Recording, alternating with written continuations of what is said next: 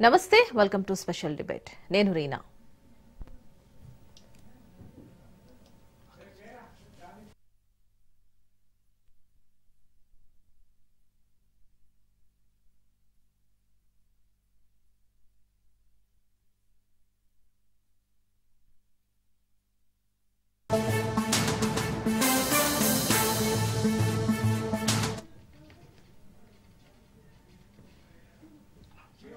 Right ఇటు Ukraine యుద్ధం ముగింపునకు కీలక వేదికగా అలాస్కా మారబోతోంది. ఆగస్టు 15న అమెరికా అధ్యక్షుడు డొనాల్డ్ ట్రంప్ రష్యా అధ్యక్షుడు వ్లాదిమిర్ పుతిన్ భేటీ కాబోతున్నారు. 3 ఏళ్లుగా రక్తపాతం కొనసాగుతున్న ఈ ఘర్షణకు ఇది కీలక మలుపు కావచ్చునని అంతర్జాతీయ వర్గాలు భావిస్తున్నాయి. యుద్ధాన్ని ముగించడానికి ఇది చివరి ఒప్పందమని కూడా తెలుస్తోంది. ఇది కీలక సమావేశమని రష్యా అధికారులు కూడా తేల్చి చెప్పారు. ఉక్రెయిన్ సంక్షోభానికి దీర్ఘకాలిక శాంతియుత పరిష్కారానికి సాధించడానికి ఇద్దరు నేతలు ప్రయత్నిస్తారని క్రెమ్లిన్ తెలిపింది. ఫిబ్రవరి 2022లో రష్యా ఉక్రెయిన్పై పూర్తిస్థాయి దండయాత్రను ప్రారంభించినప్పటి నుంచి 10,000 మంది మరణించారు. లక్షలాది మంది ఇళ్లను వదిలి వెళ్లిపోవాల్సి వచ్చింది. ఇక శిఖరాగ్ర సమావేశానికి ముందు పుతిన్ శుక్రవారం చైనా, భారతదేశ నాయకులతో సంప్రదింపులు జరిపారు. ఇక రష్యా ఉక్రెయిన్ యుద్ధాన్ని ఆపుతానంటూ బీరాలు పలికిన ట్రంప్ అధికారం చేపట్టి 7 నెలలైనా ఏం చేయలేకపోయారు. ఇక దీంతో తాజాగా యుద్ధంపై క్లారిటీ రాబోతుందని తెలుస్తోంది. అమెరికా అధ్యక్షుడిగా తాను, రష్యా అధ్యక్షుడు వ్లాదిమిర్ పుతిన్ మధ్య ఎంతో ఆసక్తిగా ఎదురుచూస్తున్న సమావేశం శుక్రవారం ఆగస్టు 15న 2025న అలాస్కాలో ఇద్దరు కలిసి మాట్లాడుకుంటామని ట్రంప్ తన ట్రూత్ సోషల్ సైట్లో తెలిపాడు.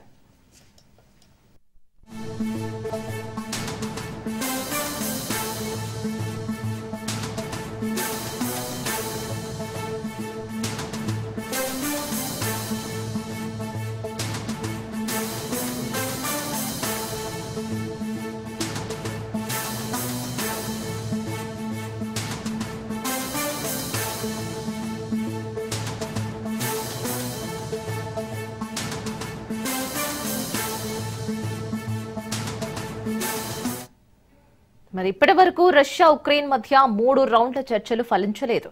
శిఖరాగ్ర సమావేశం శాంతిని దగ్గర చేస్తుందా లేదా అనేది అస్పష్టంగానే ఉంది. రష్యన్ బాంబు దాడులు లక్షలాది మందిని తమ ఇళ్లను వదిలి పారిపోయేలా చేశాయి. ఇక తూర్పు దక్షిణ ఉక్రెయిన్లోని పలు ప్రాంతాలు నాశనమయ్యాయి. కాల్పుల విరమణ కోసం అమెరికా, యూరోప్, ఉక్రెయిన్ విజ్ఞప్తులను పుతిన్ తిరస్కరించాడు. ఈ దశలో జెలెన్స్కీతో చర్చలు జరపడాన్ని పుతిన్ నిరాకరించాడు. ఒప్పందంపై ముందుకు సాగడానికి ఉక్రెయిన్ అధ్యక్షుడు సమావేశం అవసరమని కూడా తెలిపారు. గత నెలలో ఇస్తాంబుల్లో జరిగిన చర్చల్లో రష్యా సంస్థానకర్తలు తమ పురోగతిని ఆపడానికి కఠినమైన ప్రాదేశిక డిమాండ్లను కూడా వివరించారు. ఉక్రెయిన్ తన నియంత్రణలో ఉన్న కొంత ప్రాంతం నుంచి వైదొలగాలని, అమెరికా, యూరోప్ దళాల సైనిక మద్దతును కూడా వదులుకోవాలని రష్యా స్పష్టం చేసింది. 2021 జూన్లో జెనీవాలో జో బైడెన్ పుతిన్ ను కలిసిన తర్వాత అలాస్కా శిఖరాగ్ర సమావేశం అమెరికా, రష్యా అధ్యక్షుల మధ్య మొదటిసారి జరిగింది. ఇక ట్రంప్, పుతిన్ చివరిసారిగా 2019లో ట్రంప్ మొదటి పదవీ కాలంలో జపాన్లో జరిగిన G20 శిఖరాగ్ర సమావేశంలో పాల్గొన్నారు. ఇక జనవరి నుంచి వారు అనేకసార్లు టెలిఫోన్ ద్వారా మాట్లాడుకుంటూనే ఉన్నారు. ఇటు ట్రంప్ ను రష్యా రావాల్సిందిగా ఇప్పటికే పుతిన్ కోరారు. మరి వచ్చే రోజుల్లో సమావేశం రష్యాలో జరుగుతుందని ఆ దేశ అధికారులు చెబుతున్నారు. మరి ఇప్పటికే దీనికి సంబంధించి ఆహ్వానం పంపినట్లుగా కూడా వారు తెలిపారు.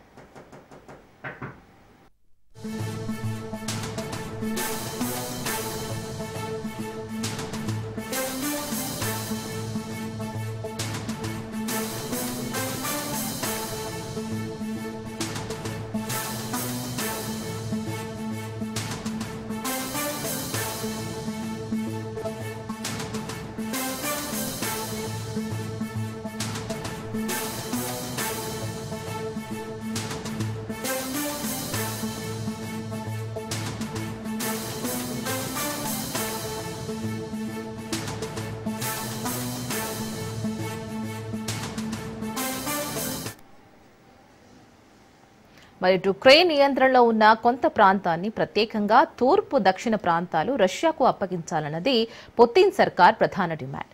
అదే సమయంలో నాటో విస్తరణను ఆపాలంటోంది. ఉక్రెయిన్ నాటోలో చేరొద్దనని షరతు విధిస్తోంది. పాశ్చాత్య సైనిక మద్దతు నిలిపివేయాలంటుంది. మరి అమెరికా, యూరోప్ నుంచి ఉక్రెయిన్ కు ఆయుధాలు, ఆర్థిక సాయం ఆపాలంటోంది. రష్యాపై ఆంక్షలు ఎత్తివేయాలని, యుద్ధం కారణంగా విధించిన ఆర్థిక, వాణిజ్య ఆంక్షలు తొలగించాలని అమెరికాను రష్యా డిమాండ్ చేస్తుంది. అదే సమయంలో క్రిమియా హోదాను అంగీకరించాలంటోంది. 2014లో రష్యా స్వాధీనం చేసుకున్న క్రిమియాను రష్యా భాగమని కూడా అధికారికంగా గుర్తించాలంటోంది. ఇటు మరోవైపు ఉక్రెయిన్ మాత్రం రష్యా ఆధిపత్యాన్ని సహించబోమంటోంది. ఉక్రెయిన్ వాదనలు ప్రాంతీయ సమగ్రత కోసం రష్యా ఆక్రమించిన అన్ని ప్రాంతాలు క్రిమియా సహా తిరిగి ఇవ్వాలంటోంది. ఇక సార్వభౌమాధికారం గుర్తించాలంటోంది. ఉక్రెయిన్ అంతర్గత వ్యవహారాలలో రష్యా జోక్యం ఆపాలంటోంది. ఇక భవిష్యత్తులో రష్యా దాడులు జరగకుండా అంతర్జాతీయ భద్రతా ఒప్పందాలు కావాలంటోంది. యుద్ధం వల్ల జరిగిన మౌలిక వసతుల విధ్వంసం, మానవ నష్టానికి రష్యా పరిహారం చెల్లించాలంటోంది. ఇక పౌరులపై దాడులు, మానవ హక్కుల ఉల్లంఘనకు రష్యా నాయకత్వాన్ని అంతర్జాతీయ న్యాయస్థానం ముందు నిలబెట్టాలంటోంది. 2022 ఫిబ్రవరిలో రష్యా ఉక్రెయిన్పై పూర్తిస్థాయి దాడి ప్రారంభమైంది. వేల మంది మరణించారు, లక్షలాది మంది నిరాశ్రయులయ్యారు.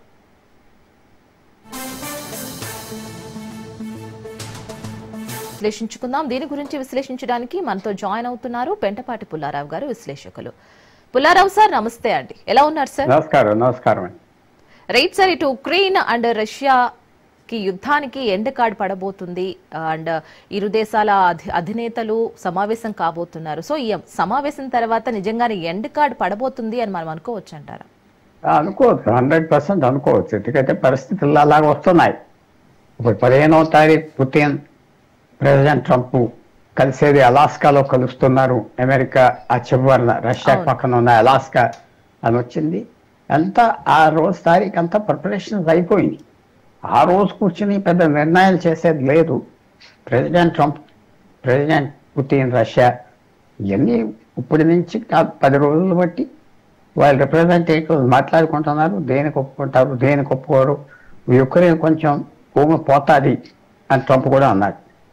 సో ఇప్పుడు రష్యాకి ఎలా వచ్చిందంటే డైరెక్ట్గా అమెరికా కనుక ఇంకా పెంచితే బలం జెలెన్స్కీకి, అది చాలా సీరియస్ సిచ్యువేషన్ అయిపోతుంది రష్యాకి. అందువల్ల రష్యా కూడా ఇంక ఇలా మనం ప్రొలాంగ్ చేయలేం, ట్రంప్ చెప్పే మాట వినాలి అని వాళ్ళ లైన్కి వచ్చారు. నిన్న డొనాల్డ్ ట్రంప్, ప్రెసిడెంట్ అమెరికా, ఒక కమెంట్ కూడా చేశాడు. రష్యా దారిలోకి వస్తుంది, వాళ్ళు మన రిప్రజెంటేటివ్స్ కలిసి పుతిన్ అందరూ దారిలోకి వస్తుంది. ఎందుకు వస్తుందంటే భారతదేశం మీద ఆయిల్ చమర్ కొనుక్కుంటున్నందుకు రష్యా మీద వాళ్ళ మీద టారిఫ్ వేసాం. అలాగనే చాలా సీరియస్గా వ్యూ చేసుకున్నారు. మన మిత్రులందరినీ వేధిస్తున్నారు అమెరికా, దీని గురించే వేధిస్తున్నారని ఇవన్నీ ఫ్యాక్ట్స్ వచ్చినాయి. ఇప్పుడు చేయకపోతే ఇంకా కష్టపడతారు, నష్టపోతారు కూడా రష్యన్. సో ఒప్పుకుంటారు. పరిస్థితి అలా వచ్చింది డొనాల్డ్ ట్రంప్కి ఆ ప్రెషర్ తీసుకురావటానికి. ఇప్పుడు ఏమేమి చేస్తారు చూడాలి. ఎందుకంటే మిగతా యూరోపియన్ దేశాలు కూడా, భారతదేశం ఒకటే కాదు కదా, యూరోపియన్ దేశాలు అందరూ చమురుకుంటున్నారు రష్యా నుంచి. అది కూడా ఆప్ చేస్తానంటున్నాడు. సో రష్యాకి చాలా ఇబ్బందికరమైన ఛాలెంజ్ వచ్చింది. సో ఒప్పుకుంటారు. దీనికంటే ఇంకా 6 నెలలు యుద్ధం చేసి ఇంకా చేసే శక్తి కూడా లేదు రష్యాకి. జనం లేరు, డబ్బులు విశేషంగా ఖర్చు పెట్టారు. సో ఈ టైం వచ్చింది వాళ్ళ ఆ రోజు ఫైరింగ్ ఆఫ్ చేయటం మాత్రం జరుగుతాయి. అంటే సార్, ఇప్పటి వరకు 3 సార్లు చర్చలు జరిపారు, ఫలించలేదు అని కూడా మనకు తెలుస్తుంది. సో ఇప్పుడు డొనాల్డ్ ట్రంప్ ఎంట్రీ తోటి ఈ పరిష్కారం జరుగుతుందా అని కూడా కొంతమంది అంటున్నారు. ఎందుకంటే డొనాల్డ్ ట్రంప్ ఏం చెప్పినా కొంతమంది నమ్మబలికే మాటలు చెప్పాడు. అప్పటికప్పుడు ఏదో మాడుతూ ఉంటాడు, తర్వాత మళ్ళీ వెనక్కి తీసుకుంటూ ఉంటాడు. సో ఆయన ఎంట్రీ వల్ల దీనికి సమస్య పరిష్కారం అవుతుంది అనుకోవచ్చా ఇప్పుడైనా? 100% ఆయన ఎంట్రీ వల్లే. ఎందుకంటే యూరోప్లో ఉన్న దేశాలు ఈ యుద్ధం ఆప్ చేయటం ఇష్టం లేదు. వాళ్ళకి ఇలా రష్యాని రక్తం కక్కిస్తున్నారు కాబట్టి యుక్రెయిన్ వాడి అలా కంటిన్యూ అవ్వాలి, మనం యుక్రెయిన్కి సాయం చేయాలి, ఈ లెవెల్ యుక్రెయిన్ మన తరఫున చేస్తుంది యుద్ధం అని వాళ్ళకి ఇష్టం లేదు పీస్. ఎందుకంటే వాళ్ళు ఓడిపోయినట్లు లెక్క, మళ్ళీ రష్యా ఫ్రీ అయిపోతుంది. కానీ డొనాల్డ్ ట్రంప్ ఏంటంటే ఎప్పటి నుంచో నేను ఆయన పద్ధతి ఏంటంటే యుద్ధాలు లేకుండా చేస్తానని ఏదో అంటున్నాడు. సో అందువల్ల ఆయన కలిసి వచ్చింది. ఆయన దగ్గర చేతిలో డబ్బు ఉన్నది, పవర్ ఉన్నది. రష్యాకు వ్యతిరేకం తిరిగితే ప్రాబ్లం వస్తుంది. అది కూడా ఇప్పుడు డొనాల్డ్ ట్రంప్ అన్న మాట ఏమిటంటే Ukraine NATO North Atlantic Treaty Organization European దేశాలందరికీ ఉన్న సంస్థ. ఆ సంస్థలో యుక్రెయిన్ కూడా జాయిన్ అవ్వకూడదు అని పుతిన్ క్లియర్గా చెప్తున్నాడు. అందుకనే ఇప్పుడు నాటో అనే సంస్థ యూరోపియన్ దేశాలందరూ దానికి మెంబరు. పెద్ద ఆర్టికల్ 5 ఉన్నది. అది కోర్ స్ట్రెంగ్త్ నాటోకి ఆర్టికల్ 5. ఆ ఆర్టికల్ 5 ఏమంటానంటే 5 ఏ ఒక్క మెంబర్ మీద యుద్ధం చేసినా బయట వాళ్ళు మా మీద చేసినట్టుగా అనుకుని అందరూ యుద్ధంలో దిగుతాం. Article 5 NATO. సో ఇప్పుడు నాటో జాయిన్ అవ్వకూడదు యుక్రెయిన్ అని మాట కూడా కావాలి, ఇవ్వాలి అని రష్యా అడుగుతున్నారు. అది ఇస్తారు కూడా. ఏదో రకంగా ట్రంప్కి ఆయన ప్రతిష్ట దీని మీద ఉన్నారు కాబట్టి బెదిరించైనా చేస్తాడు, లేకపోతే జెలెన్స్కీకి ఇంకా బలపరుస్తారు కాబట్టి ఇది వస్తుంది. కానీ యుక్రెయిన్ ట్రంప్ వాళ్ళని ప్రెషర్ తీసుకొచ్చి వాళ్ళ మీద ఎక్కువ కన్సెషన్స్ కూడా ఇచ్చామంటారు. పోయిన భూమి అంతా ఇచ్చేయి, నాటోలో జాయిన్ అవ్వడానికి వీల్లేదు అని పెడుతున్నారు. కాబట్టి ఈ సెటిల్మెంట్ జరుగుతుంది, 100% జరుగుతుంది రష్యా యుక్రెయిన్ మధ్య. తర్వాత సంవత్సరం తర్వాత మళ్ళీ యుద్ధం వచ్చేస్తుందా లేదా అది ఎవరు అంటలేదు. ప్రస్తుతం ఆగిపోతాయి. అంటే సార్ ఇక్కడ యుక్రెయిన్ యుద్ధం ముగింపునకు కీలక వేదికగా అలాస్కా మారబోతుందని అంటున్నారు. సో వై అలాస్కా అంటే ఏం చెప్తారు? అలాస్కా అంటే అది నియరెస్ట్ పాయింట్ రష్యాకి. రష్యాకి బోర్డర్ అలాస్కా, మర్చిపోవద్దు. సో అమెరికన్ ప్రెసిడెంట్ వాషింగ్టన్ రమ్మంటలేదు పుతిన్ని, పుతిన్ రష్యా వెళ్ళలేదు. అప్పుడప్పుడు అలాస్కాలో ఇలాంటి మీటింగ్స్ పెట్టుకో వచ్చారు చైనాకి రష్యాకి దగ్గరని. మీరు ఒక విషయం కూడా మర్చిపోకూడదు, 1860లో అలాస్కా అంతా రష్యా అమ్మేశారు అమెరికాకి. ఆ రోజుల్లో దాదాపు 170 సంవత్సరాల క్రితం అలాస్కా రష్యన్ టెరిటరీ. భూమి ఎవరుంటారు అక్కడ ఎవరు వెళ్తారు అని అమెరికాకి అమ్మేశారు. సో ఎంత సెంటిమెంట్ కూడా ఉన్నది. అలాస్కాలో కదవటం అది ఇతర దేశానికి వెళ్ళిపోయి కలిసినట్టుగా ఉంటుంది. ప్రెస్టీజ్ ఇద్దరికి పోదు. డొనాల్డ్ ట్రంప్ అక్కడ దగ్గరలో ఉంటానని పెట్టుకున్నారు. సో అలాస్కాలో జరుగుతుంది. నేను అనుకుంటున్నా 15వ తారీఖు లోపలే ఏదో శాంతి వచ్చేస్తుంది కూడా అనుకున్నా. లేకపోతే ఆ రోజు గ్రాండ్గా అక్కడే అనౌన్స్ చేస్తారు ఆప్ చేయమని. సో మనం 15వ తారీఖు అలాస్కాలో జరిగేది యుద్ధం ఆగిపోతుంది, అక్కడే అనౌన్స్ చేస్తారు అని మనం భావించాం. అండ్ ఇది కూడా చివరి ఒప్పందం అని కూడా తెలుస్తుంది మనకి. సో ఈ కీలక సమావేశం సో ఫలించకపోతే దాని దుష్ప్రభావాలు ఏ విధంగా ఉండవచ్చు అంటారు ఒకవేళ ఫలించకపోతే? అంటే ట్రంప్ ఏంటంటే రష్యాతో ఎక్కువ యుద్ధం వద్దు ముందల నుంచి ఆలోచించుకున్నాడు ఎన్నో కారణాలు. రష్యా ఒప్పుకోకపోతే జెలెన్స్కీ యుక్రెయిన్కి వాళ్ళు ఇంకా బాంబులు ఇస్తారు, ప్లేన్లు ఇస్తారు, ఇంకా బలం పెంచేస్తారు రష్యాను హెరాస్ చేయమని. సో అది వస్తుంది పెద్ద బయటికి వచ్చే పరిణామం. యుద్ధం ముగించకపోతే ఆగస్టు 15 ఏదో రకంగా ముగించేయాలి, మేము ఇంకో ఊరుకోం ట్రంప్ చెప్తున్నారు రష్యా. నేను చాలా గౌరవంగా చూసాం కానీ. సో వాళ్ళు కూడా ట్రంప్ పుతిన్ కూడా అన్నీ ఆలోచించుకుని ఉంటాడు. ఈ టారిఫ్స్ గీరిఫ్స్ అందరి మీద వేయటం, మిత్రులకి ఇబ్బంది పెడతాం. సో తప్పకుండా మనం కంక్లూడ్ అయిపోతాడు ఆగస్టు 15 అలాస్కాలో. డొనాల్డ్ ట్రంప్ ఎందుకునే ఊరికనే వెళ్తాడు. అతను కలుస్తున్నాడు అంటే రష్యన్ ప్రెసిడెంట్ని ఈ సెటిల్ అయిపోయింది అని మనం భావించవచ్చు. లేకపోతే కలవరు, ఊరికనే మాట్లాడుకొని వెళ్ళిపోతే ఇద్దరికి అవమానం అది. సో తప్పకుండా ఒక సెటిల్మెంట్కి వచ్చారు. అందువల్ల ఆ రోజు అనౌన్స్ చేస్తారు, కలుస్తారు. లేకపోతే కలవరు, ఊరికనే మీటింగ్ పెట్టుకుని సెటిల్మెంట్ లేకపోతే ఇద్దరికి అప్రదిష్ట. అందువల్ల ఇది ఆ రోజు మీటింగ్ అంటే ఆల్రెడీ వెనక తెర వెనకాల ఎన్ని మాట్లాడుకున్నారు, అన్నీ ఒప్పించారు. జెలెన్స్కీకి దిక్కులేదు. అమెరికా రష్యా ఏం చెప్పింది అందరూ ఒక పాట చెప్తే వినాలి. అమెరికా బలం ఇచ్చే సాయం ఆప్ చేసేస్తాడు ట్రంప్ వెంటనే వినకపోతే. అది స్పష్టత వచ్చేసాడు. ఇవన్నీ ఒక విశేషంగా అన్నీ ఒక మలుపు తిరిగి అన్నీ వస్తున్నాయి. యుద్ధం ఆగుతుంది, 3 సంవత్సరాలు యుద్ధం అని మాత్రం మనం ఆలోచించవచ్చు. గ్యారెంటీగా ఆగుతుంది అని కూడా భావిస్తాం. ఫిబ్రవరి 2022లో రష్యా ఉక్రెయిన్ పై పూర్తి స్థాయి దండయాత్రను ప్రారంభించినప్పటి నుంచి 10,000 మందికి పైగా మరణించారు. సో అప్పటి నుంచి ఈ యుద్ధం జరుగుతూనే ఉంది. సో సార్ నా క్వశ్చన్ ఏంటంటే ఇప్పుడు డొనాల్డ్ ట్రంప్ ఈ రష్యా వెనుక ఉన్న భూభాగం మీద కన్ను వేశారా అనే డౌట్ కూడా ఒకటి ఉంది. సో అందరూ కూడా అదే అనుకుంటున్నారు. సో ఆయన స్వాధీనం చేసుకోవడం కోసమే ఇటువంటి ప్లాన్స్ తో ముందుకు వస్తున్నారని కూడా అంటున్నారు. సో దీనిపైన మీరు ఎటువంటి వివరణిస్తారు? స్వాధీనం ట్రంప్ చేసుకోవటమా పుతిన్ చేసుకోవటమా? ట్రంప్ డొనాల్డ్ ట్రంప్ మాటలు ఎవరు అంటే లైక్ ఆయన చెప్పే మాటలు ఎవరు సరిగా పట్టించుకోరు కూడా అని తెలుసు, ఎందుకంటే ఆయన ఒక క్షణం ఒక్కొక్క మాటలు మాట్లాడుతూ ఉంటారు కాబట్టి. సో ట్రంపే దీన్ని కాజేద్దాము, ఈ భూభాగాన్ని తీసుకుందాము అనుకుంటున్నారేమో అని అనుకుంటున్నారు. సో ఏమనుకుంటారు?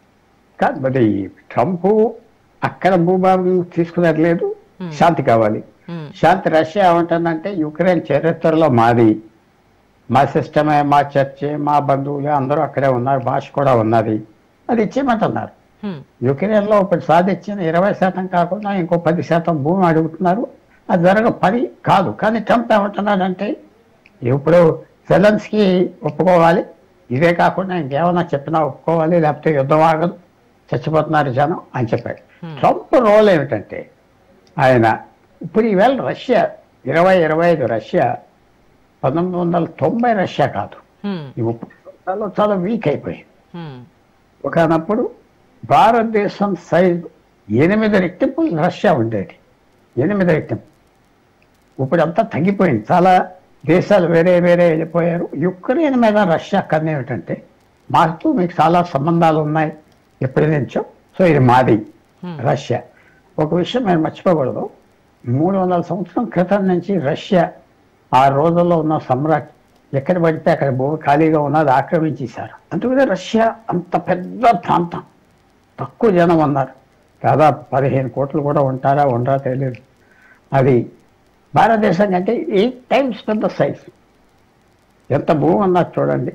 సో యుక్రెయిన్ కూడా ఆ ఆలోచన భాగంగా మదర్ల్యాండ్ రష్యా, రష్యన్ హిస్టరీ ఏంటంటే ఇలా భూమి ఆక్రమించడం, స్ట్రాంగ్ ఎంపరర్ ఉండేవాడు, తర్వాత కమ్యూనిస్ట్ గవర్నమెంట్ ఒక డిక్టేటర్షిప్ లాగా ఉన్నది, పుతిన్ కూడా అలాగే పనిచేస్తున్నాడు.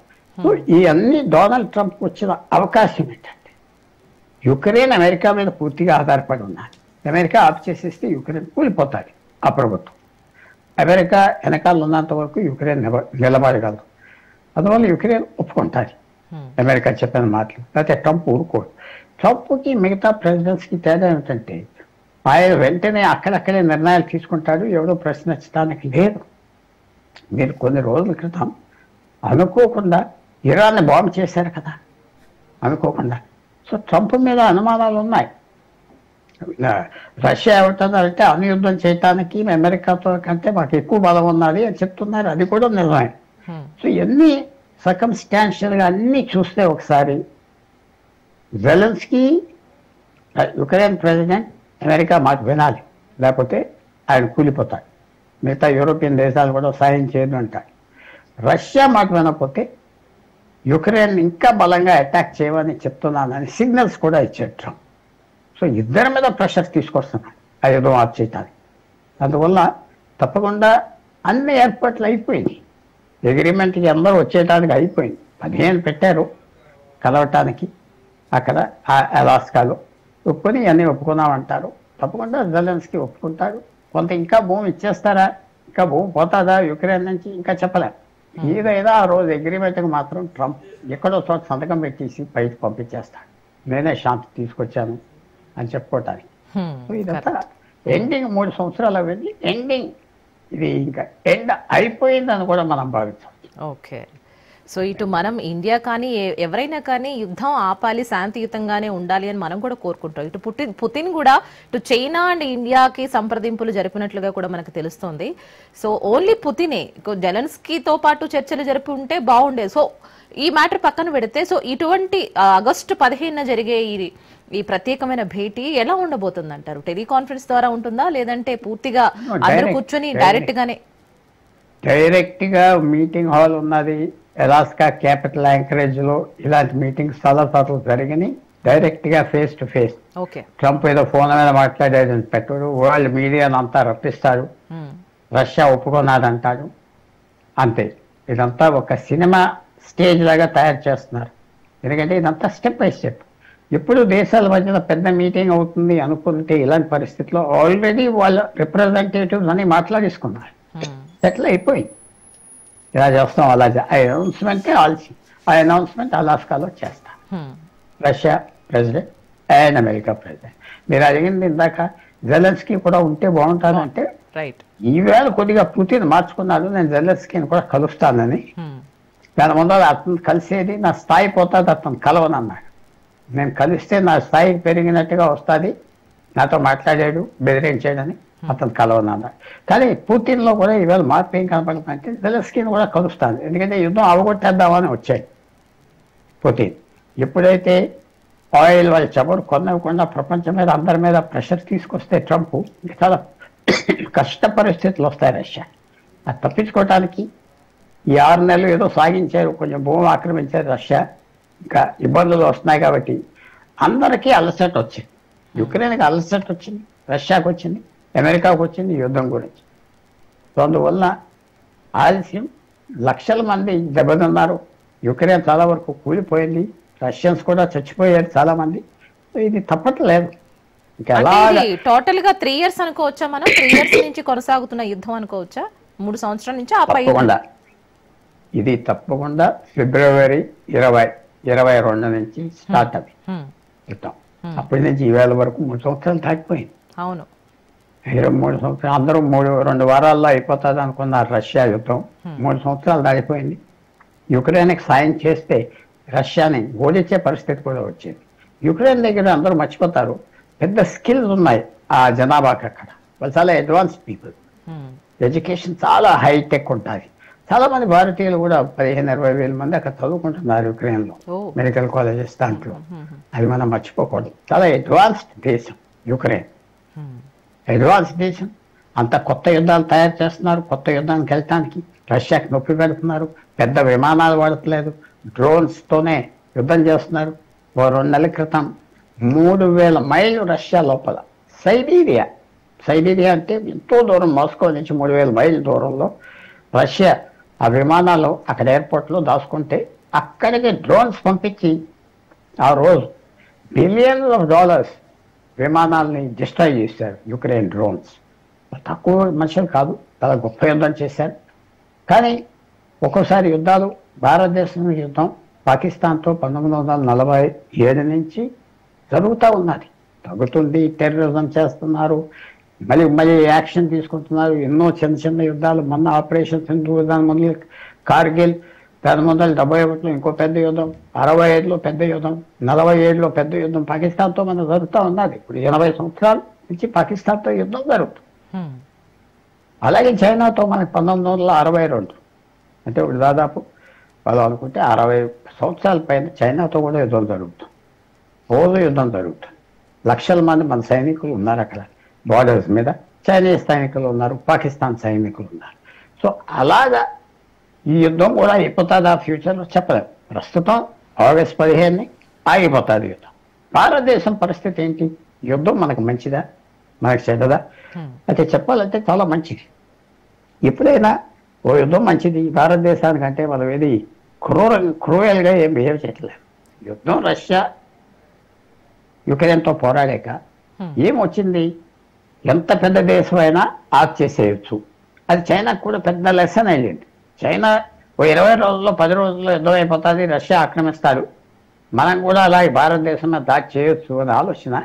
ఇది ఎప్పుడైతే ఇలా 3 సంవత్సరాలు పొడిగించారో అందరికీ ఆలోచనలు వచ్చింది. ఎక్కువ లోతుగా యుద్ధాల్లో దిక్కుకోవడం. భారతదేశం కూడా సింధూర్ ఆపరేషన్లో 2 రోజుల్లో అవగొట్టేసి మేము ఇంకా చేయమన్నారు. ఎందుకంటే దిగిపోతే బురదలో మునిగిపోతాం. 2 సంవత్సరాలు అంతా భారతదేశం కూలిపోతాయి పరిస్థితి. రష్యా ఏంటంటే ఇతర దేశాలు ఎవరు డైరెక్ట్గా అటాక్ చేయలేదు. రష్యాకి యుక్రెయిన్ తప్ప మిగతా బోర్డర్స్లో ఎవరు విరోధి లేరు. చైనా ఎక్కువ బోర్డర్ ఉన్నది, విరోధం లేదు, ఎవరు పట్టించుకోవట్లేదు రష్యాతో. ఈ endless war, for ever war, అంటే యుద్ధాలు ఆకుండా జరుగుతున్నాయి, అమెరికా యుద్ధాలు ఆప్ చేస్తా అన్నాడు ట్రంప్. సో ఇది అలా జరగకూడదు. మన ఇంట్రెస్ట్ దెబ్బతింటాయి. రష్యా ఓడిపోయే కొద్ది వాళ్ళ అణు బాంబులు వాడితే మనం వాడాలి, ప్రపంచ యుద్ధం అయిపోతుంది. యుక్రెయిన్ రష్యా యుద్ధం ప్రపంచ యుద్ధం చేయకూడదని డొనాల్డ్ ట్రంపే కాదు, నాటో అందరూ కూడా ఒక ఏకగ్రీవ అభిప్రాయానికి వచ్చారు. ఇది ఆగిపోతే మంచిదని. సో ఇవన్నీ ప్రిపరేషన్స్ అయిపోయినాయి. ఈ సైన్ చేయటమే. వచ్చే 48 గంటల్లో ఏమవుతుంది అది మనం చెప్పలేం, ఫ్యూచర్ చెప్పలేం. కానీ ఇంకా ఇంటెన్సివ్గా 5-6 రోజులు యుద్ధం జరుగుతుంది. యుక్రెయిన్ రష్యా మీద డ్రోన్ ఒకరి మీద ఒకరు పంపించి ఆఖరి దెబ్బ ఎంతమందిని చంపేయగలం అది మాత్రం జరుగుతుంది. బట్ డొనాల్డ్ ట్రంప్ భయపడుతున్నారు పుతిన్ కూడా. ఇతను మనకు వ్యతిరేకం చేస్తాడు, మన ఆయిల్ ఎవరిని కొన్నవరు, ఇంకా శాంక్షన్స్ పెట్టేస్తాడు. శాంక్షన్స్ అంటే ఏంటంటే ఇప్పుడు ఈవేళ మనం బ్యాంకింగ్ ట్రాన్సాక్షన్స్ చేసేది స్విఫ్ట్ నెంబర్ అడుగుతాం. స్విఫ్ట్ నెంబర్ అడిగితే బ్యాంక్స్ మధ్యన డబుల్ ట్రాన్స్ఫర్ చేస్తారు. అది అమెరికా కంట్రోల్ చేస్తుంది ఆ సిస్టమ్ అంతా. ఎప్పుడైతే వాళ్ళు రిస్ట్రిక్షన్స్ పెడతారో ఇతర దేశాలతో ట్రాన్స్ఫర్ ఉండదు, క్యాష్ ఉపయోగపడదు, చాలా ఇబ్బందులు వస్తాయి. సో ఇవన్నీ చూస్తే ఓవరాల్గా 10 రోజుల్లో అయిపోయే యుద్ధం ఫిబ్రవరిలో స్టార్ట్ చేసింది, దాదాపు ఇప్పుడు 40 నెలలు అయిపోయిందా, అనుకోని యుద్ధం అయిపోయింది. నార్త్ కొరియా నుంచి వాళ్ళు సైనికులు ఇచ్చారు రష్యాకి దెబ్బలాడమని కిరాయికి. అలాగా అక్కడక్కడ పాకిస్తాన్ నుంచి కూడా కిరాయిదారులను తీసుకెళ్తున్నారు. కొన్ని రోజులు కొంతమంది భారతీయులు కూడా వెళ్ళారు. మనుషులు లేరు. రష్యాలో 18 సంవత్సరాల నుంచి 40 సంవత్సరాలు ఉన్న మగ యువకులు అందరూ ఇతర దేశాలకి చాలా వరకు పారిపోయారు, అక్కడ ఉంటున్నారు. యుద్ధంలో వాళ్ళు దెబ్బలాడటానికి ఇష్టం లేదంటే పెద్ద మార్పులు వస్తున్నాయి. పెద్ద పాఠం అందరికీ. పెద్ద యుద్ధాలు అయితే ఇలాగే అనుకున్నట్టుగా మాత్రం ఏ యుద్ధం అనుకున్నట్టుగా అవ్వదు. మనం చాలామంది భారతదేశం వెళ్ళిపోవాలి, కాశ్మీర్ పాకిస్తాన్ ఆక్యుపైడ్ కాశ్మీర్ ఏదైతే మన దగ్గర నుంచి 40 ఏళ్ళు లాగేసుకున్నారో అటాక్ చేయాలి. మన బలం అంటే అంత ఈజీ కాదు. బురదలో దిగిపోయి బయటికి రాలేము, క్విక్ శాండ్. అందువల్ల ఈ పెద్ద పాఠం ఏంటంటే యుక్రెయిన్ రష్యా యుద్ధం, చైనాకి ముఖ్యంగా యుద్ధాలకు ఈజీగా దిగొద్దు. దిగితే ఎంతవరకు వెళ్తారో మనం చెప్పలేం. సో చైనా కూడా ఇది వాళ్ళకి మంచి పాఠం, రష్యా దెబ్బతిన్నది పాఠం. సో ఇది మనం ఎదురు చూడవచ్చు. అయిపోతే కొద్దిగా శాంతి ప్రపంచంలో వస్తాయి. Right sir. Pullarao sir, thank you so much. Thank you.